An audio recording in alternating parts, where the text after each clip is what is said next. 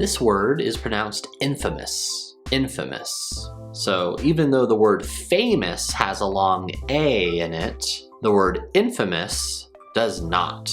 The A turns into a schwa sound. Infamous. So we have 3 syllables. Infamous.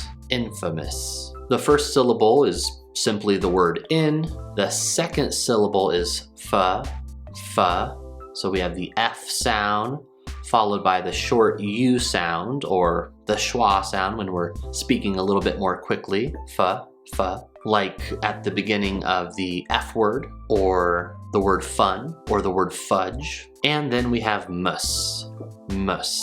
If you're speaking slowly, the last syllable might sound like miss, infamous. But when we speak more quickly, that also becomes the schwa sound. Mus, infamous, infamous. First syllable in, second syllable fa, last syllable mus, like at the end of Christmas.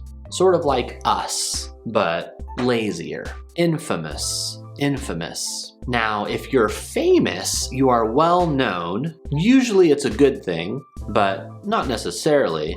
But if you're infamous, it means you are well known for something bad or something controversial. Are you infamous for anything? Let me know in the comments below.